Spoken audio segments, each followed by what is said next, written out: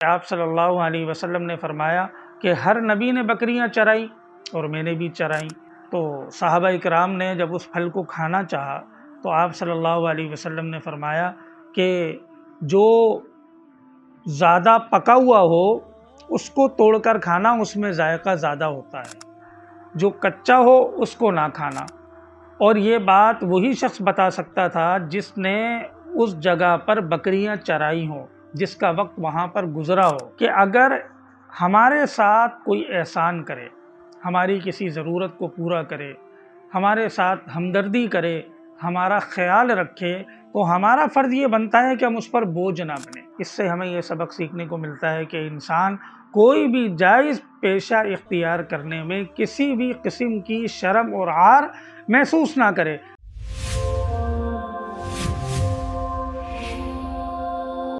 بسم اللہ الرحمن الرحیم۔ اللہ تبارک و تعالیٰ کے فضل سے سیرت النبی صلی اللہ علیہ وسلم کے دروس کا سلسلہ چل رہا ہے، اور اس سے پہلے درس میں اس بات کا تذکرہ آیا تھا کہ آپ صلی اللہ علیہ وسلم کی پرورش ابو طالب نے کی، اور ان کے ساتھ جو ان کی اہلیہ تھی حضرت فاطمہ بنت اسد رضی اللہ عنہ، انہوں نے بھی کی۔ اسی سے متعلق آج کا درس بھی ہے کہ آپ نے یہ بات پڑھ لی کہ ابو طالب اگرچہ سردار تھے اور قریش کے بڑے معزز تھے اور بڑے بہادر تھے، جنگجو تھے، لیکن ساتھ ساتھ معاشی اعتبار سے بہت کمزور تھے۔ تو پیسے کی بھی بڑی کمی تھی، غربت تھی۔ تو آپ صلی اللہ علیہ وسلم نے ابو طالب کی کفالت میں بکریاں چرائی۔ روایات میں آتا ہے کہ آپ اپنے گھر کی بھی بکریاں چراتے تھے، ساتھ ساتھ کچھ لوگوں کی بکریاں بھی آپ چند قیرات آپ یوں سمجھیں کہ درہم اور دینار کے جب کھلے پیسے کیے جاتے ہیں تو اس کو قیرات کہا جاتا ہے۔ تو ان چند قیرات میں آپ بکریاں چرایا کرتے تھے، اور احادیث کے ذخیرے میں یہ روایت ملتی ہے کہ آپ صلی اللہ علیہ وسلم نے فرمایا کہ ہر نبی نے بکریاں چرائی اور میں نے بھی چرائیں۔ اور ایک صحابی سے روایت ہے کہ وادی فاطمہ میں ایک موقع پر چند صحابہ رسول اللہ صلی اللہ علیہ وسلم کے ساتھ گئے، تو ایک درخت پر پھل لگا ہوا تھا، اور وہ پھل اس کو پیلو کا پھل کہا جاتا ہے اور نہایت خوش ذائقہ ہوتا ہے۔ تو صحابہ اکرام نے جب اس پھل کو کھانا چاہا تو آپ صلی اللہ علیہ وسلم نے فرمایا کہ جو زیادہ پکا ہوا ہو اس کو توڑ کر کھانا، اس میں ذائقہ زیادہ ہوتا ہے، جو کچا ہو اس کو نہ کھانا۔ اور یہ بات وہی شخص بتا سکتا تھا جس نے اس جگہ پر بکریاں چرائی ہوں، جس کا وقت وہاں پر گزرا ہو۔ تو صحابہ اکرام رضوان اللہ تعالی علیہم اجمعین نے پوچھا، اے اللہ کے رسول، کہ آپ نے بھی بکریاں چرائیں؟ آپ نے فرمایا کہ ہاں، ہر نبی نے بکریاں چرائیں، اور لہٰذا میں نے بھی بکریاں چرائیں، اور جو بکریوں سے جو کچھ آمدنی آپ کو ملتی آپ ابو طالب کو لا کر دے دیتے۔ رسول اللہ صلی اللہ علیہ وسلم کے اس طرز عمل میں ہمارے لیے بڑا سبق ہے۔ سب سے پہلا سبق تو یہ ہے کہ اگر ہمارے ساتھ کوئی احسان کرے، ہماری کسی ضرورت کو پورا کرے، ہمارے ساتھ ہمدردی کرے، ہمارا خیال رکھے، تو ہمارا فرض یہ بنتا ہے کہ ہم اس پر بوجھ نہ بنیں، یعنی انسان کسی پر بوجھ نہ بنے۔ اس سے ہمیں یہ بڑا سبق ملتا ہے۔ دیکھیں، رسول اللہ صلی اللہ علیہ وسلم کے چچا ابو طالب نے آپ کے ساتھ بہت شفقت فرمائی، آپ کی اہلیہ نے آپ کے ساتھ بہت شفقت فرمائی، لیکن اس کے باوجود آپ ان پر بوجھ نہیں بنے، بلکہ جو کچھ آپ اپنی ذات سے ان کے ساتھ معاونت میں کر سکتے تھے آپ نے کیا۔ اس سے ہمیں یہ سبق سیکھنے کو ملتا ہے کہ اگر کوئی ہمارے ساتھ خیر خواہی کر رہا ہو، ہمارے کسی مشکل وقت میں کام آ رہا ہو، ہمارا معاون بن رہا ہو، تو ہمیں بھی چاہیے کہ اپنی ذات سے اس کو فائدہ پہنچائیں۔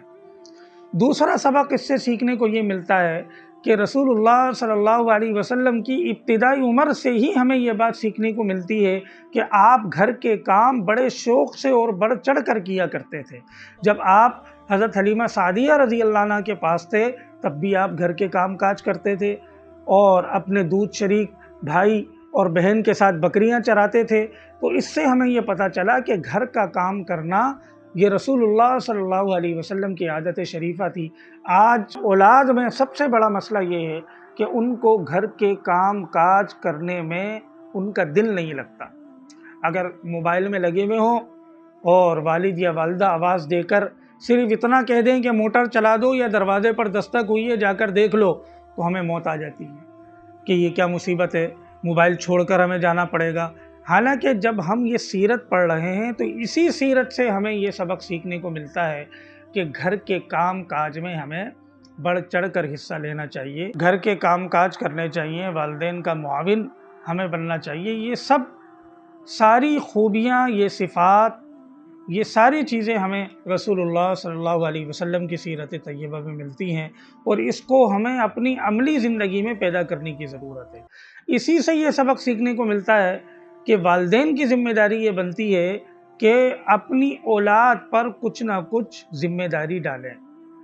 دیکھیں، اگر ذمہ داریاں نہیں ڈالی گئیں تو پھر نتیجہ یہ ہوگا وہ کسی کام کرنے کے عادی نہیں بنیں گے، محنت کے عادی نہیں بنیں گے، سہولت پسند بن جائیں گے، اور ان کے مزاج کے اندر نزاکت پیدا ہو جائے گی، جو آگے زندگی کے معاملات میں یہ عادت ان کے لیے بڑی پریشان کن اور تکلیف دہ بنے گی۔ اس لیے والدین کو چاہیے کہ جتنی صلاحیت ہے اولاد میں اس حساب سے ان پر ذمہ داریاں ڈالیں۔ بچے اگر ابتدائی کلاس میں ہیں تو کم از کم ان پر یہ ذمہ داری ڈالنی چاہیے، بھلے وہ عمر میں چھوٹے ہیں، جب وہ آئیں تو اسکول کا یونیفارم اتار کر جگہ پر ٹانگ دیں، جوتے موزے اتار کر جگہ پر رکھ دیں، اتنی ذمہ داری ان پر ڈال دیں۔ تھوڑے بڑے ہو جائیں تو اس حساب سے ڈال دیں۔ آج ہمارا تعلیمی نظام ایسا ہے کہ 25 سال 27 سال تک انسان والد کے خرچے پر پڑتا رہتا ہے۔ جب والد کی عمر 50 سال کراس کر جاتی ہے تب بچہ گریجویشن میں آتا ہے، اور والد اس عمر میں بھی کما رہا ہوتا ہے، اس کے تعلیم کے اخراجات اٹھا رہا ہوتا ہے۔ حالانکہ یہ بالکل فطری تقاضوں کے اصولوں کے خلاف کام ہے۔ یہ ہونا یہ چاہیے کہ ہم تعلیم بھی حاصل کریں، علم بھی حاصل کریں، ہنر بھی سیکھیں، کوئی اچھی سی اسکل سیکھیں، اور پھر اس کے ذریعے اپنے تعلیمی اخراجات کو کسی حد تک خود بھی برداشت کرنے کی عادت ڈالیں۔ یہ کوئی بری بات نہیں ہے کہ انسان تعلیم بھی حاصل کرے اور ساتھ ساتھ پارٹ ٹائم کوئی جاب کرے، کوئی بزنس کرے، یا کوئی جائز پیشہ اختیار کرے۔ رسول اللہ صلی اللہ علیہ وسلم نے ابو طالب کا معاون بننے کے لیے بکریاں چرائی۔ اس سے ہمیں یہ سبق سیکھنے کو ملتا ہے کہ انسان کوئی بھی جائز پیشہ اختیار کرنے میں کسی بھی قسم کی شرم اور عار محسوس نہ کرے۔ بس شرط یہ ہے کہ وہ کام جائز ہو، حلال طریقے سے ہو، چھوٹا سے چھوٹا کیوں نہ ہو، اگر انسان اس کو نیک نیتی سے انجام دیتا ہے۔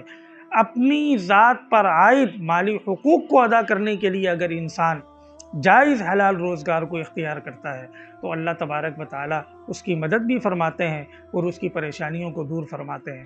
تو اصل اس سیرت کو پڑھنے کا مقصد یہ ہے کہ اس سے جو عملی پیغام ہمیں مل رہا ہے وہ ہم اپنی زندگیوں میں داخل کریں۔ السلام علیکم ورحمۃ اللہ وبرکاتہ۔